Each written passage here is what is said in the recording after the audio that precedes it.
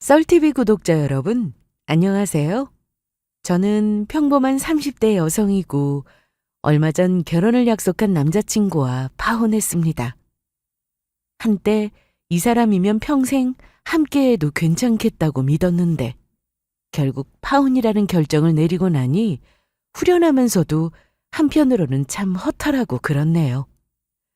그래도 이 글을 쓰는 지금 드는 생각은 결혼하지 않고 파혼하기를 정말 잘했다는 겁니다. 끝까지 가지 않고 중간에 끊어낼 수 있는 게 얼마나 다행이라 생각되는지 몰라요. 왜 우리는 사랑에 빠지면 이 사람은 나랑 같은 거야, 서로 다르지만 존중해 줄 거야 라는 근거 없는 믿음을 가지게 될까요? 저 역시 그런 믿음으로 남자친구를 이해하고자 했습니다. 전 남자친구와 결혼을 준비하면서 좋은 사람이라 생각했던 사람의 껍데기 안에 감춰져 있던 속물적인 계산과 이기적인 태도가 어떤 식으로 사람을 숨막히게 만드는지 똑똑히 보게 되었어요. 제가 여러분에게 들려드릴 사연은 한 남자의 카드 한 장, 그리고 그 카드로 결제한 가전제품과 자동차의 이야기입니다. 그리고 그 안에는 단순히 물건값을 넘어서 사람에 대한 존중, 가족에 대한 태도, 그리고 이 결혼은 절대 하면 안 되겠다는 뼈저린 깨달음이 담겨 있습니다. 살짝 맛보기로 알려드리자면 자기 가족에게는 돈이고 뭐고 한없이 퍼주고 제 가족에게는 1원 한 장도 아까워했어요. 그래서 이런 놈과 결혼하면 분명 후회할 거라는 판단에 과감히 파혼을 결정했습니다. 혹시 지금 결혼을 앞두고 이상한 찜찜함을 느끼고 계신다면 제 이야기가 작은 힌트라도 되길 바랍니다. 그럼 제 이야기 시작할게요. 남자친구와 저는 지인을 통해 소개팅으로 만났습니다. 우리가 처음 만난 날 그 사람은 조곤조곤 말도 잘하고 적당한 유머가 겸비된 사람이었습니다. 그래서 이야기하는 내내 지루하지 않고 재미있더라고요. 또 남자로서 이성적인 호감도 갖고요. 남자친구는 직장도 안정적인 편이라 결혼 상대로 만나기에 좋은 사람이었습니다. 거기다 가족 분위기가 참 좋은 것 같았어요. 이때 제 나이가 적은 편이 아니어서 슬슬 결혼을 생각하게 됐고, 그러다 보니 누구를 소개받든 결혼감으로 생각하고 신중하게 살펴봤습니다. 그러다 남자친구를 만났는데 너무 괜찮더라고요. 저는 가족 분위기도 참 중요하게 보거든요. 왜 결혼할 남자를 볼 때 그 남자 자체도 중요하지만 주변 환경도 중요하다고 하잖아요. 그래서 저는 집안 분위기도 중요하게 봤는데 화목했고 부모님과의 사이도 원만해 보였습니다. 거기다 생활력도 좋더라고요. 데이트할 때 알뜰하게 돈을 아끼는 모습을 보였고 오히려 저는 헤프게 돈 쓰는 사람보다 알뜰한 사람이 좋아서 그 점이 마음에 들었어요. 아낀다고 해도 크게 거슬릴 정도도 아니었고요. 처음에는 주로 남자친구가 데이트 비용을 많이 계산했는데 저는 남자한테 다 부담하는 게 싫고 공평한 관계를 유지하고 싶어서 나중에는 밥값 같은 건 번갈아 가면서 내는 식으로 데이트했습니다. 그렇게 우리는 정말 아무런 문제 없이 잘 만났고 연애하는 지 막 1년이 지났을 때 결혼을 준비하게 됐어요. 저는 연애하면서 크게 싸우지도 않고 잘 지냈기 때문에 결혼 준비할 때 큰 문제가 없을 거라는 생각했습니다. 그런데 그게 아니더라고요. 문제는 결혼 준비가 구체화하기 시작하면서부터 벌어졌어요. 저희는 상견례는 조금 일찍 한 편이에요. 상견례 시기가 딱 정해진 건 아니지만 보통 중간이나 마무리쯤에 진행되는데 저희는 결혼 준비를 시작하면서 바로 상견례까지 해버렸습니다. 그렇게 양가 상견례도 무난히 끝났고 예비시댁에서는 혼수 같은 거 안 바라니 따로 해올 것 없다고 했고 그냥 양가 모두 혼수는 생략하자고 하더군요. 그 말씀에 저희 부모님도 그렇게 하는 게 좋을 것 같다고 동의하셨습니다. 혼수 비용을 아껴서 다른 곳에 쓰면 더 좋으니까 저도 그러는 게 낫겠다고 생각했고요. 어쨌거나 여기까지는 정말 완벽했습니다. 뭐 하나 특이점이 없었고 진짜 괜찮았어요. 남들은 결혼 준비하면서 많이들 싸운다는데 우리는 그런 잡음도 없을 것 같다는 확신이 들었습니다. 그 정도로 순탄했거든요. 하지만 어느 순간 터지고야 말았습니다. 생각지도 못한 일이 생기면서 그게 화근이 되어 파혼까지 하게 되었어요. 사건의 발단은 남자친구가 제게 카드를 빌려달라고 하면서부터였습니다. 어느 날 남자친구가 이렇게 말했어요. 우리 집이 이번에 이사하는데 엄마가 냉장고 바꾸고 싶다고 하셔. 근데 내 카드 한도가 조금 간당간당하네. 그래서 말인데 카드 좀 빌려줄 수 있을까? 남자친구와 결혼을 준비하고 나서 예비시댁의 이사 소식을 듣게 되었어요. 그래서 그렇구나 하고 넘겼는데 남자친구가 이사할 때 가전제품을 새로 사야 할 것 같은데 자식으로서 보태고 싶은데 결혼 준비한다고 현금이 다 들어간 상황이고 카드도 한도가 다 차서 구매할 방법이 없다고 했고 대신 제 카드를 빌려주면 안 되냐고 했습니다. 우선 제 카드로 결제하고 본인이 갚겠다고 하길래 알겠다고 했습니다. 뭐 남들은 결혼도 하기 전에 돈거래를 왜 하냐고 안 좋게 생각할 수도 있겠지만 저는 상관없었어요. 어차피 결혼할 사이이고 월급 받으면 같이 관리할 텐데 그럼 남자친구 돈이 제 돈이고 제 돈이 남자친구 돈이라 생각했습니다.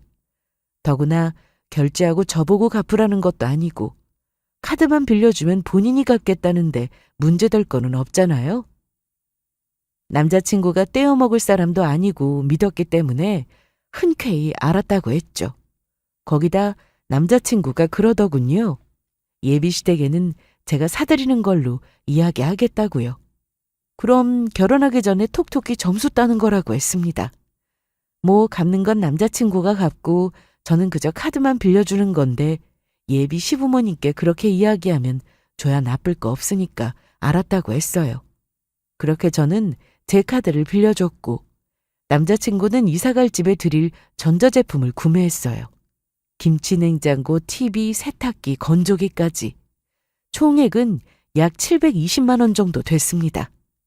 며칠 뒤 남자친구랑 같이 식사하게 됐는데 그때 남자친구의 친구에게 전화가 걸려왔어요. 남자친구는 친구와 통화하면서 최근에 있었던 일을 이야기 나눴는데 부모님 이사하면서 여자친구가 가전제품을 싹 바꿔드렸다고 이야기하더라고요. 나중에 통화 끝내고 그런 이야기는 뭐하러 하냐고 내가 사드린 것도 아니고 카드만 내 것으로 결제한 건데 뭐하러 그렇게 이야기했냐고 했더니 그냥 제 위신 세워주고 싶어서 그랬다고 했습니다. 그렇게 이야기했더니 친구가 세상에 그런 예비 신부가 어디 있냐면서 여자친구 진짜 착하다고 엄청 부러워했대요. 저는 제가 해드린 것도 아닌데 거짓말해서 마음이 조금 그랬지만 남자친구는 제 위신도 세워주고 겸사겸사 친구들이 자신을 부러워하는 것도 즐기고 좋지 않냐고 했습니다. 솔직히 저는 그런 거짓말을 뭐하러 하나 싶고 내키지 않았지만 남자친구가 대수롭지 않게 여기니까 그러려니 더 이상 이야기하지 않고 넘겼어요. 하지만 문제는 그 다음이었습니다. 남자친구는 2달 동안 카드값을 잘 갚았어요. 그런데 어느 순간부터는 나 몰라라 하기 시작하더군요. 너는 왜 이번 달 카드값 안 보내? 저번 달에도 안 보내서 내가 냈잖아. 미안해. 저번 달에는 돈이 부족해서 그랬는데 이번에는 내가 꼭 보내줄게. 뭐? 카드 결제일은 월급 전이잖아. 또 나더러 내라고? 어쩔 수 없잖아. 지금 당장 못 주는데 우선 급한 대로 네가 해결하고 월급 타면 내가 바로 줄게. 너 저번에도 그렇게 말해놓고 결국 안 줬잖아. 말했잖아. 그때는 상황이 어쩔 수 없이 흘러가서 그런 거잖아. 생각지도 못한 변수 때문에 그런 건데 뭘 그렇게까지 화를 내고 그래. 진짜 너무하네. 뭐? 내가 너무하다고? 남자친구가 다달이 잘 갚겠다고 해놓고는 돈이 부족하다고 저더러 대신 내주면 월급 타서 갚겠다고 하길래 하는 수 없이 제가 해결했어요. 그런데 월급 타고 나서 아무런 말이 없더라고요.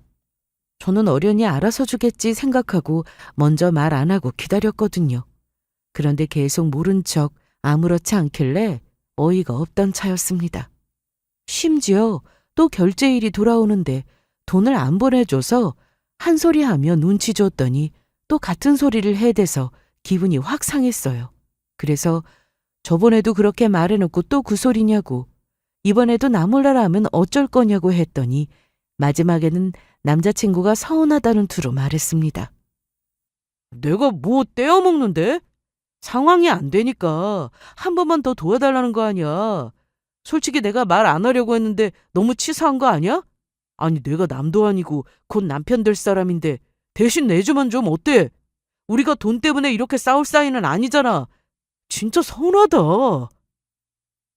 남자친구는 진짜 갚을 거라고 했지만 저는 도통 그 말을 믿기 어려웠습니다. 물론 저도 남자친구를 믿고 싶었어요. 하지만 이미 약속을 잘 지키지 않는 모습을 보여놓고 또다시 믿어달라고 하면 믿어지시나요? 저는 먼저 약속을 어긴 잘못이 있기 때문에 못 믿겠다고 했고, 이런 날 원망할 게 아니라 믿음을 주지 못한 스스로를 탓해야 하지 않냐고 했어요. 그러자 남자친구는 결혼 준비하고 개인적인 비용으로 이런저런 돈이 나가다 보니까 여유가 없어서 그런 거지 정말 떼어먹을 생각은 아니라고 했습니다. 그러다가 마지막에는 살짝 서운한 투로 어차피 결혼할 건데 우리 사이에 꼭 이렇게 내 돈, 네 돈 따져야 하냐고. 솔직히 며느리로서 돈 조금 내주는 게 뭐가 어렵냐고 궁시렁거리더라고요. 남자친구가 제 카드로 결제만 하고 갚는 건 본인이 갚겠다고 했잖아요. 그러면서 제 위신 세워준다고 시부모님께는 제가 사드리는 거라고 이야기했는데 남자친구는 이 부분을 이야기하면서 거짓된 말로 점수 따는 것보다 실제로 얼마 보태서 점수 따는 게 스스로한테도 떳떳하지 않냐고 했습니다. 그 말을 들으니 저는 너무도 어이가 없었어요. 아니 제가 먼저 그렇게 거짓말하라고 등 떠민 것도 아니고 본인이 마음대로 생각해서 저질러 버린 건데 그걸로 저한테 뭐라고 하니까 어이가 없더라고요. 저는 남자친구에게 그렇게 이야기하는 거 아니라고 잘못을 지적했습니다. 날 생각해 주고자 그렇게 이야기한 건 이해하지만 그래도 거짓말은 거짓말이고 내가 원해서 그렇게 말하라고 이야기한 것도 아니고 나랑 상의한 다음에 이야기한 것도 아닌데 왜 그 책임을 내가 져야 하냐고 했습니다. 멋대로 생각하고 사고 친 사람이 알아서 해야 하는 거 아니냐고 했죠. 그러자 남자친구는 더 이상 대꾸하지 못하고 알겠다면서 다음 달에 2달치를 주겠다고 약속했어요. 서운하게 생각할 사람이 누군데. 제 앞에서 주름 잡다가 듣고 보니 제 말이 다 맞는 말이라 더는 뭐라고 못하고 순순히 인정했습니다. 저는 이 일이 있고 나서 남자친구를 조금 다시 봤어요. 연애 때는 전혀 본 적 없는 모습이었습니다. 그래서 이때 이런 면도 있다는 걸 처음 알게 되었죠. 남자친구는 꼭 약속을 지키겠다고 말했고 저는 마지막으로 한 번 더 믿어줬습니다. 그리고 다음날 월급날이 되자 남자친구는 정말 2달치 금액을 보내줬고 그렇게 저의 약속을 지켰어요. 그 다음부터는 안 어기고 카드값을 잘 갚아나갔습니다. 하지만 저는 그 뒤로 남자친구에 대한 생각이 조금씩 흔들리고 있었어요. 그러던 중에 저희 아빠에게 큰일이 터지고 말았습니다. 결혼 준비로 남자친구와 여기저기 알아보고 다니다가 늦게 식사를 하게 됐는데 엄마에게 전화가 한 통 걸려왔어요. 그리고 엄마에게 아빠의 사고 소식을 듣게 되었습니다. 엄마는 크게 놀라셨는지 말을 횡설수설하셨고 얼른 아빠가 있는 병원으로 가봐야 할 것 같다고 하셨어요. 목소리만 들어도 엄마가 얼마나 놀랐는지 알 수 있었습니다. 하긴 저도 그 말을 듣고 진짜 깜짝 놀라서 뒤로 자빠질 뻔했으니 엄마는 더 하셨겠죠. 아무튼 저는 얼른 집으로 향했고 엄마를 모시고 아빠가 계신 병원으로 함께 이동했습니다. 가면서 엄마에게 대충 어떻게 된 일인지 이야기를 들을 수 있었어요. 엄마는 집에서 드라마를 보던 중이셨는데 갑자기 모르는 번호로 전화가 왔고 받아보니 병원이라고 하더래요. 그러면서 아빠가 차 사고로 병원에 실려왔으니 보호자분이 빨리 와야 한다고 했답니다. 자세한 건 이야기하지 않고 그렇게만 이야기를 해서 엄마도 어쩌다 사고가 난 건지 모르는 상황이라고 하셨어요. 가봐야 알 것 같다고 하셨고 아빠의 상태도 어떤지 정확하게 모르고 있는 상태라 많이 불안해하셨습니다. 엄마가 많이 놀라시긴 하더라고요. 어찌할 바를 몰라서 제게 전화로 이 사실을 전하며 같이 병원으로 가자고 하셨고 얼굴을 보니 걱정스러운 반, 당황스러운 반이 묻어 있었습니다. 그렇게 저는 황급히 차를 몰아 엄마와 함께 아빠가 계신 곳으로 향했어요. 병원에 도착해 보니 목에 깁스를 착용하고 침대에 누워있는 아빠를 발견할 수 있었습니다. 엄마랑 저는 너무 놀라서 아빠의 상태를 살피며 간호사를 통해 어떻게 된 일인지 자초지정을 들을 수 있었어요. 아빠는 운행 중인 차의 고장으로 다른 차와 부딪히게 되었고 불행 중 다행으로 상대방 운전자와 아빠 모두 생명에 큰 지장 없이 다박상과 골절만 있는 상태라고 했어요. 엄마와 저는 놀란 마음을 쓸어내리며 속으로 감사합니다만 수없이 반복했습니다. 혹시라도 아빠한테 큰 사고가 난 건 아닐까 정말 아찔했거든요. 다행히 눈으로만 봐도 아빠의 상태는 그리 심각하지 않았습니다. 정말 다행이죠. 자칫하면 큰 사고로 이어질 수 있었는데 하늘이 도와주신 건지 아빠와 상대방 운전자 모두 무사했으니까요. 아빠는 사고 당시 크게 놀라셨고 병원에 도착해서 긴장이 풀리다 보니까 살짝 잠이 드신 상태였어요. 그러나 몸에 골절이 심해서 이런저런 처치하느라 아빠 대신 병원 측에서 엄마에게 전화를 한 거였죠. 나중에 잠에서 깨어난 아빠는 사고 당시의 상황을 저희에게 이야기해 주셨어요. 사고의 원인은 아빠의 차였습니다. 저희 아빠가 몰고 다니셨던 차는 흰색 승용차였는데 이 차는 제가 태어나기 전에 장만하신 차였어요. 그리고 제가 다 커서 30대가 되었을 때까지 아빠는 그 차를 몰고 다니셨습니다. 차가 너무 오래돼서 엄마랑 저는 몇 번이고 바꾸라고 했지만 아빠는 정든 차를 어떻게 바꾸냐고 아직 이렇게 잘 나가는데 뭐하러 바꾸냐면서 계속해서 그 차를 몰고 다니셨어요. 저희 아빠는 정든 물건을 쉽사리 버리지 못하는 분이셨습니다. 어느 순간부터는 차가 오래되어 장고장이 많아졌고 아빠는 조금만 손 보면 다시 멀쩡한데 뭐하러 바꾸냐면서 계속해서 고장나면 고치고 또 고치기를 반복하셨어요. 그러다가 결국 사고가 나게 된 거죠. 그대로 차가 고장나서 수리받고 한동안 잘 타고 다니다가 운행 중에 차에 이상이 생겨서 사고로 이어진 겁니다. 엄마는 그렇게 진작 바꿨으면 이런 사고도 안 나고 얼마나 좋았냐고 속상한 마음에 아빠를 나무라셨어요. 그렇게 아빠는 큰 사고에도 불구하고 생명에 큰 지장 없이 병원 치료를 마치셨고 집으로 돌아와 회복에 집중하며 차 사고를 수습하셨습니다. 한편 엄마는 아빠의 몸이 다 회복되면 차가 있어야 하는데 돈이 부족해서 큰일이라고 걱정하셨어요. 아빠는 일적으로 차가 꼭 필요한 상태였고 새 차를 사기에는 어려운 상황이었습니다. 왜냐하면 부모님께서는 결혼 준비할 때 보태라고 가지고 계신 돈을 많이 보태주셨거든요. 돈이 이미 들어간 상태라 뺄 수도 없는 상황이고 참 난처하더라고요. 엄마는 그냥 적당한 금액의 중고차로 알아본다고 하셨지만 저는 안 된다고 반대했습니다. 안 그래도 차가 오래돼서 사고 난 건데 또 중고차를 타시게 하고 싶지 않았어요. 물론 중고차라도 적당한 걸로 구매하면 되지만 부모님께서 가지고 계신 돈의 액수가 크지 않아서 괜찮은 차를 구매하기 힘든 상황이었어요.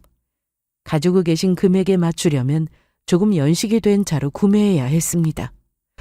저는 혹시라도 또 차에 문제가 생겨서 아빠가 다치지 않으실까 걱정되더라고요. 그래서 생각하다가 그냥 새 차로 장만해드려야겠다고 결심했어요. 엄마, 그러지 말고 그냥 내가 아빠차 한 대 사줄게. 뭐? 네가 무슨 돈이 있어서 결혼 준비한다고 그리로 다 들어갔잖아. 아니야, 돈 나올 때 있어. 그러니까 중고로 살 생각하지 마. 혹시라도 또 문제 생기면 어떡해. 불안해서 중고차는 도저히 안 되겠어. 엄마는 돈도 없을 텐데 어떻게 새 차를 사드릴 거냐. 괜히 무리하는 거 아니냐고 걱정하셨지만 저는 아니라고. 돈 나올 때 있으니까 걱정하지 말라고. 결혼 준비 비용이 줄어서 남는 돈 있다고, 그걸로 차 사드릴 수 있다고 엄마를 안심시켰습니다. 사실 그런 건 전혀 아니지만 엄마가 걱정하시니까 대충 둘러대며 거짓말한 거였어요. 저를 위해 가지고 계신 여윳돈 다 보태주셨는데 자식으로서 나 몰라라 할 수는 없는 노릇이잖아요. 그래서 대출이라도 받거나 주변에 돈이라도 빌려서 사드려야겠다고 생각했습니다. 그렇게 저는 대출을 알아보게 됐어요. 그런데 신혼집 장만한다고 대출받은 것 때문에 원하는 만큼 다 대출받기는 어려웠고 몇백 정도 부족했지만 그래도 하는 수 없으니까 되는 대로 대출받고 나머지는 남자친구의 카드로 결제하면 되지 않을까 싶었습니다. 제 카드는 한도 문제로 결제하기 어려운 상태였어요. 친한 친구가 몇 달 뒤에 적금 타면 돈을 빌려줄 수 있다고 했는데 그때까지 기다릴 수 없어서 남자친구에게 이야기해서 도움을 받고자 했어요. 이때 남자친구가 새로 카드를 만들었다는 사실을 알고 있었기 때문에 급한 대로 남자친구에게 도움을 청하고자 이야기를 꺼내며 카드 좀 빌려달라고 도움을 청했습니다. 저기 말이야, 아빠 몸 회복되면 차를 사야 하는데 내가 사드리기로 했어. 그래서 당장 현금이 조금 부족해서 그러는데 나머지는 네 카드로 결제하면 안 될까? 친구가 돈 빌려주기로 했는데 그게 시간이 조금 걸려서. 친구한테 돈 받으면 카드값 처리할게. 대출까지 받았는데 딱 500이 부족한 상황이거든. 저는 자초지정을 설명하며 남자친구에게 카드 좀 빌려달라고 했어요. 그런데 남자친구의 반응은 제가 생각했던 것과 정반대였습니다. 저번에 제가 빌려줬듯이 남자친구도 얼마든지 빌려줄 거라고 생각했어요. 남자친구 보고 대신 갚으라고 한 것도 아니고 그냥 카드만 빌려달라는 건데 남자친구는 왜 그래야 하냐면서 이해할 수 없다는 반응을 보였습니다. 뭐? 아니, 그걸 왜 내 카드로 결제해? 상황 설명했잖아. 돈이 조금 부족해서 그런다고. 급한 대로 네 카드로 결제하고 나중에 다 줄게. 아, 싫어. 차는 무슨 차야. 네 아버지 아직 회복도 다 안 되셨잖아. 그리고 그냥 중고로 사면 되지 뭘 새 차로 뽑으려고 그래. 다행히 회복 속도가 빠르신 편이고 지금도 운전은 가능하셔. 거기다 오래된 차 타고 다니시다가 사고 당하셨는데 중고로 사라고? 이왕 해드리는 거 새 차로 뽑아드리면 좋잖아. 어떻게 말을 그런 식으로 할 수 있어? 남자친구한테 정말 서운했습니다. 우리 아빠가 어떻게 다친 건지 뻔히 알면서 뭐하러 새 차 뽑아드리냐고, 모든 형편에 맞게 하는 거지 뭐하러 무리하면서까지 좋은 거로 해드리냐고 그냥 중고로 하나 뽑아드리라고 했어요. 본인도 제게 시댁 이사할 때 가전제품 사게 카드 빌려달라고 말했는데 제가 이야기하는 건 아주 어이없는 말이라도 된다는 식으로 이야기하니까 기분이 참 나빴습니다. 솔직히 따지고 보면 가전제품으로 들어간 돈이 더 커요. 저는 700만 원보다 더 적은 금액으로 긁겠다는 건데 이걸 이해 못 해주더라고요. 자기가 카드 빌려달라고 말하는 건 되고 나는 안 되는가? 어이없었습니다. 저는 남자친구가 카드 빌려달라고 할 때 뭐하러 새 걸로 사드리냐, 그냥 적당한 거로 중고로 사드리라고 말하지 않았습니다. 그런데 남자친구는 저와 다르게 반응하니까 진짜 너무한다 싶더라고요. 무엇보다 결정적으로 실망한 건 그 뒤의 말입니다. 아니, 다른데 어디 빌릴 곳 없어? 주변 아는 사람도 많은데 이야기해서 빌리면 되잖아. 왜 내 카드로 네 아버지 차를 사야 해? 그리고 지금 결혼도 안 했는데 벌써 이런 식이면 안 되지 않아? 뭐? 너 진짜 어이없다. 나한테 카드 빌려서 가전제품 사놓고 그런 말을 해? 남자친구의 말에 기분이 팍 상할 대로 상한 저는 어떻게 그런 식으로 말하냐고 화를 내며 따졌습니다. 나는 네 앞에서 단 한 번도 너희 엄마 아빠라고 말한 적 없고 꼬박꼬박 존칭 써서 어머님 아버님이라고 하는데 너는 왜 말끝마다 네 아빠라고 하냐고. 나이만 먹었지 개념은 밥 말아 먹은 거냐고 했어요. 또 결혼 전에 가전제품 산다고 카드 빌려간 사람 누구냐고. 너도 그렇게 이야기해놓고 왜 나는 큰 잘못 저지른 사람처럼 반응하냐고 했습니다. 그랬더니 잠시 아차 하면서 당황해하다가 이내 그때랑 지금은 상황이 다르지 않냐고 하더라고요. 그때랑 지금은 상황이 다르지. 나는 제법 큰 돈이니까 어디 빌리게도 뭐하고 그래서 어쩔 수 없이 네 카드 사용한 거고 너는 이 정도 금액이면 충분히 다른 곳에서 빌리면 되잖아.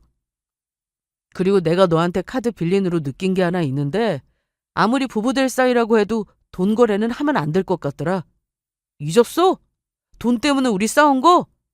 혹시나 또 그러면 어떡해. 난 너랑 싸우기 싫어. 저랑 싸우기 싫다는 핑계로 남자친구는 카드를 빌려주기 싫다고 했습니다. 저는 그때랑 지금이랑 다를 게 뭔지 이해가 안 됐지만 남자친구는 말도 안 되는 억지를 부려가며 계속해서 저를 자극했어요. 진짜 이렇게 이기적이고 제 가족만 생각하는 사람인 줄 몰랐습니다. 알았더라면 결코 결혼까지 생각하는 일은 없었을 거예요. 그리고 정신이 번쩍 들면서 확신했습니다. 이런 놈과 결혼은 무슨 얼어 죽을, 당장 파혼해야겠다고요. 아빠가 차 사고를 당하시면서 결혼 전에 이게 무슨 일인가, 좋은 일 앞두고 우리 가족에게 왜 이런 일이 생긴 걸까 속상했습니다. 그런데 다시 생각해보니 안 좋은 일이 아니더라고요. 물론 아빠가 다치신 건 속상한 일이지만 그래도 사고에 비하면 크게 다치신 것도 아니었습니다. 전화위복이라고 저는 위기를 기회로 삼을 수 있는 순간을 맞닥뜨린 거죠. 결혼 전에 이런 인간일 걸 알게 된 게 천만다행이지 만약 결혼해서 알았으면 얼마나 더 골치 아팠겠어요. 아빠의 사고 덕에 남자친구가 고작 이런 놈이라는 걸 알게 될 수 있어서 다행이라 생각됐습니다. 그리고 저는 이렇게 치사하고 이기적인 놈과 미래를 약속했다는 게 너무도 치욕스럽고 짜증나서 얼른 파혼하기로 결심했어요. 더 이상 얼굴 마주보고 이야기하는 것도 싫어서 알겠다며 더 이상 말하지 않고 그냥 그 말만 남긴 다음에 집으로 돌아왔어요. 그러고는 그날 저녁 남자친구에게 삐졌냐는 문자 한 통을 받았습니다. 대꾸할 가치도 없고 짜증나서 그냥 읽고 씹었는데 남자친구는 뭐 이런 일로 삐지냐고 또 문자를 보내더니 급기야는 저를 달래줄 생각도 없는지 더 이상 어떠한 연락도 없었습니다. 그러니까 더 괘씸하더라고요. 물론 남자친구가 풀어준다고 해도 넘어갈 생각은 없었습니다. 이미 파혼하기로 마음먹었고 결혼하기 전에도 이렇게 이기적인데 결혼해서는 얼마나 더 이기적으로 굴겠어요. 제 가족만 챙기기 급급해질 텐데 그 꼬락서니를 어떻게 보고 살라고요. 그렇게 그날 밤 자려고 딱 누웠는데 도무지 분이 풀리지 않았습니다. 생각할수록 너무도 괘씸했어요. 그냥 쉽게 파혼을 고하기에는 분이 안 풀릴 것 같았습니다. 왜 시댁에 쓰는 건 당연하고 친정에 쓰는 건 안 된다면서 화를 내는 거지? 왜 내 카드는 시댁에 써도 되고 자기 카드는 안 되는 거냐고. 생각할수록 화가 치밀어 올랐습니다. 마음 같아서는 당장 파혼하자고 말하고 제 카드로 긁은 돈 현금으로 토해내라고 하고 싶었어요. 그런데 그렇게 쉽게 정리하고 싶지 않았습니다. 단순하게 말로 파혼하자고 해서 남자친구가 반성할 것 같지도 않고 제 분도 안 풀리니까 복수하면서 파혼할 방법은 없을까 머리를 굴리게 됐어요. 그러다 순간적으로 아주 좋은 생각이 떠올랐습니다. 사실 저는 남자친구의 카드 정보를 알고 있었습니다. 그걸 어떻게 알고 있냐고요? 결혼 준비한다고 이것저것 공유하면서 스마트폰에 있는 앱도 공유했고 비밀번호도 공유했어요. 처음에는 그냥 남자친구 카드로 부분 결제하려고 했는데 이왕 하는 거 통 크게 저질러 버리는 게 좋을 것 같더라고요. 마침 남자친구의 카드로 제가 가지고 있는 상황이었거든요. 결혼 준비하면서 결제할 내역이 있었는데 남자친구가 이걸로 결제하라면서 제게 건네줬습니다. 본인은 시간이 안 나서 제가 직접 방문해서 결제하기로 했어요. 그래서 가지고 있었는데 꽤 크게 결제할 거라 한도가 큰 카드였습니다. 그냥 말 안 하고 이걸로 확 긁으면 될 것 같더라고요. 저는 지갑 안쪽에 잘 넣어둔 남자친구의 카드를 꺼내며 그날 밤 엄청난 복수를 계획했어요. 그리고 다음 날 저는 즉시 아빠를 모시고 차량 매장으로 향했습니다. 그리고 국산 준중형차 한 대를 남자친구의 카드로 계약했어요. 심지어 보험까지 다 처리하고 차량 등록은 아빠 이름으로 처리했습니다. 그리고 얼마 후 남자친구한테 전화가 한 통 걸려왔습니다. 카드 결제 내역이 문자로 갔으니 확인하고 놀라서 전화한 것 같더라고요. 저는 그러거나 말거나 전화를 받지 않고 다 무시했어요. 그러자 문자로 이게 뭐냐면서 얼른 연락 좀 달라고 하더군요. 하지만 문자에 답도 안 하고 피말라 죽어보라는 심정으로 계속해서 무시했습니다. 그러고서 그날 밤 남자친구 집 근처로 찾아가서 할 말이 있으니 나오라고 했어요. 하루 종일 제 연락을 기다렸는지 전화를 하자마자 몇 번의 신호음 끝에 황급히 전화를 받더군요. 남자친구는 나오라는 말에 알겠다면서 기다리라고 했고 서둘러 제가 있는 곳으로 왔습니다. 그러고는 다짜고짜 그 문자 뭐냐면서 대체 뭘 산 거냐고 묻길래 아무렇지 않은 듯 웃으면서 이렇게 말했어요. 아, 그거? 우리 아빠 차. 너도 우리 집에 미리 점수 따면 좋을 것 같아서 네 카드로 결제했어. 제 말을 들은 남자친구는 순간적으로 얼굴이 하얗게 질리더니 사실이 아닐 거라고 이건 거짓말이라는 표정으로 정말 자신의 카드로 결제한 거냐고 재차 물었습니다. 그래서 저는 그렇다고 하자 남자친구는 버럭 화를 냈어요. 뭐? 너 미쳤어? 그걸 왜 카드로 긁어? 그것도 허락 없이. 내가 말했지 분명히 안 된다고. 너 이거 절도야. 알아? 당장 가서 취소해. 당장! 남자친구는 버럭 화를 내다가 차오르는 분노를 어찌할 줄 몰라 하며 똥 마려운 강아지 마냥 제 주변을 왔다 갔다 하다가 허공에 대고 주먹을 막 휘두르며 화를 냈고 이내 제게 와서는 좋은 말할 때 당장 취소하라고 했습니다. 자신의 카드를 허락 없이 긁은 거라 이건 절도죄며 절대로 그냥 넘어갈 수 없는 상황이지만 내일 당장 취소하면 신고까지는 안 할 테니 날 밝으면 바로 취소하라고 했습니다. 본인이 마지막으로 경고하는 거라면서요? 그래서 저는 싫다고 했어요. 그깟 경고 필요 없고 신고하고 싶으면 마음대로 하라고 했습니다. 그런다고 나는 뭐 가만히 있을 것 같냐고 네가 신고하면 나도 같이 신고할 거라고 했어요. 마음대로 해. 신고한다고 하면 누가 무서워할 줄 알고? 뭐? 너 아주 막 나가자는 거야? 절도죄가 얼마나 큰지 몰라서 이래? 나 장난으로 하는 말 아니야. 너 정말 크게 잘못될 수 있어. 그래? 그럼 어디 한번 같이 잘못돼보자. 나도 경찰에 김치냉장고, TV 등등 가전제품 긁은 영수증 같이 보여줄게. 누가 먼저 남의 카드로 결제했는지 한번 따져보자고. 야, 그건 네 허락받고 긁은 거잖아. 증거 있어? 내 허락받고 긁었다는 증거 있냐고.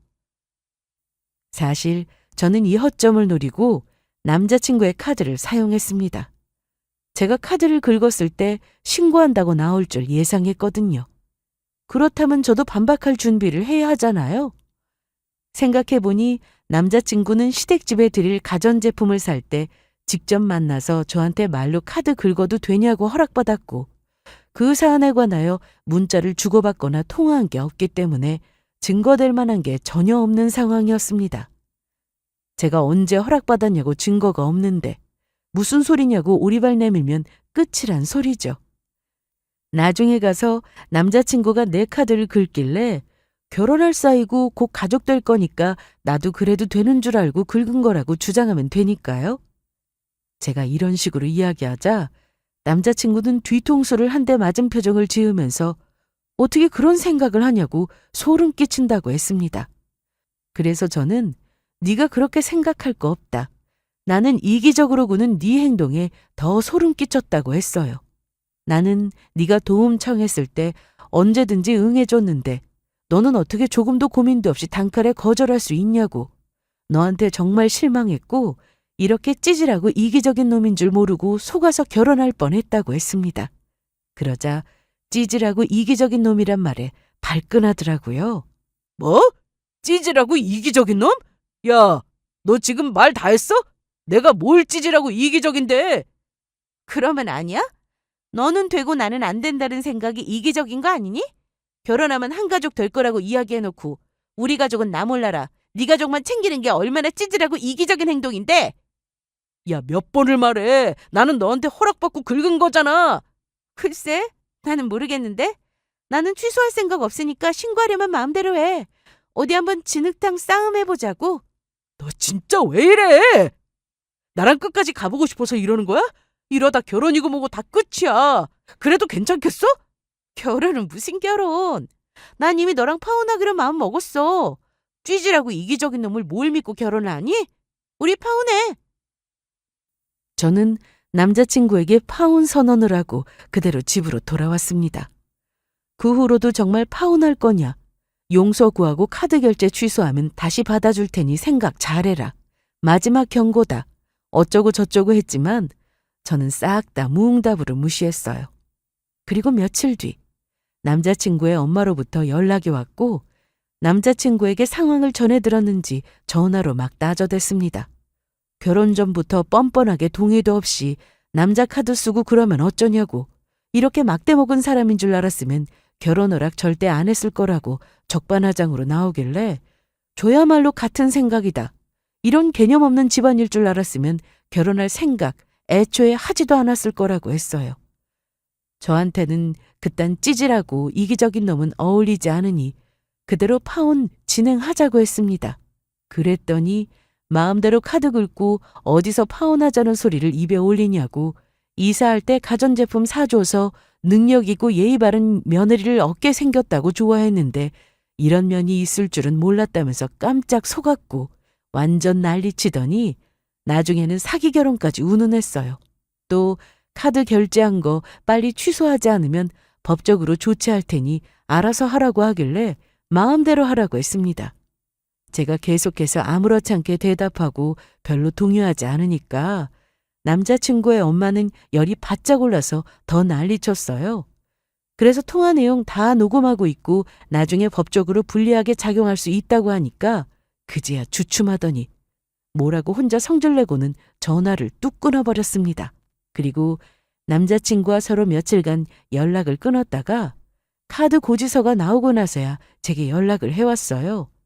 마지막으로 기회를 주는 거니까 카드값 모조리 다 해결하면 법적으로 문제 삼지 않겠다고 하더군요. 마지막이라는 말에 솔직히 순간적으로 겁도 났습니다. 하지만 내가 정말 잘못한 일인가? 몇 번을 생각해도 제 잘못이라고는 이기적인 남자친구에게 복수하고자 똑같이 행동한 것밖에 없어요. 형사처벌을 받을까 두려웠으면 애초에 시작도 하지 않았을 겁니다.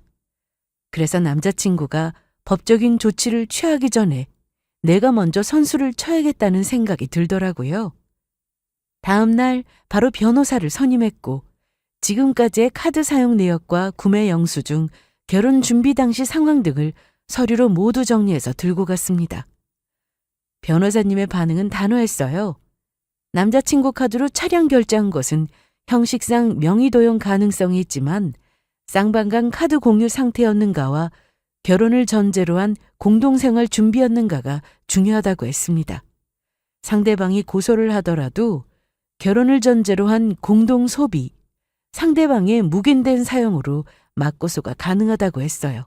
그리고 가전제품 구매건을 봤을 때 상대방은 제 명의로 수백만 원을 소비했고 그에 대한 명확한 동의서나 허락을 받았다는 증거가 없는 상황이니까 오히려 제가 피해자로 볼 수 있다고 했습니다. 아무래도 소송은 증거 싸움이니까요. 그렇다고 좋아할 수만은 없는 게 소송은 정말 말 그대로 진흙탕 싸움이라 시간이며 돈이며 많은 것들이 들어가는 만큼 질기고 지루한 싸움이라고 했어요. 법적으로 둘 다 애매한 상황이라 되도록 형사 고소 없이 합의하는 게 제일 좋은 방법이라고 하더군요. 어차피 제가 가만히 있는다고 남자친구도 가만히 있을 것 같지 않고 소송하면 둘 다 피곤해지는 건 마찬가지인데 질질 끌어봤자 좋을 게 없어서 여러 가지를 고려한 끝에 내용 증명을 보냈습니다. 정식으로 파혼 통보 및 정산을 요청했어요. 그리고 상호 명의 무단 사용권에 대한 민형사상 책임 면제 조건 합의를 담은 문서를 남자친구에게 보냈습니다. 서류 속의 내용에는 결혼을 전제로 한 소비였으므로 명의 도용으로 보기 어렵다. 본인이 먼저 내 명의로 시댁 가전제품 구매를 진행한 점이 명백하다. 향후 추가 법적 분쟁을 피하기 위해 차량 결제권 포함 서로 민형사상 책임을 묻지 않겠다는 내용으로 합의하자는 내용이 포함되어 있었고 파혼에 따른 정신적 손해배상 청구는 하지 않을 테니 결제된 가전제품 일부는 반환하거나 혹은 정산하라고 요구했습니다. 며칠 후 남자친구로부터 연락이 왔어요. 남자친구의 목소리는 한풀 꺾여 있었습니다. 그렇게 뻔뻔하고 당당하게 화를 내면서 이기적으로 굴 때는 언제고 서류를 보내니까 전혀 다른 목소리로 꼬리 내리고 그렇게 하자고 하더라고요. 어쩌면 남자친구도 저와 같이 변호사를 통해 알아봤을 수도 있습니다. 먼저 제 카드를 사용한 게 맞고 그 부분에 관하여 명확한 증거가 없으니까 변호사 측에서 어렵다, 합의가 최선이라고 했겠죠. 그래서 제 뜻에 순순히 따르겠다고 한 걸지도 모릅니다. 남자친구도 정확히 이길지 질지 알 수 없는 싸움에 시간 낭비, 돈 낭비하기 싫을 테니까요. 그래, 알았어.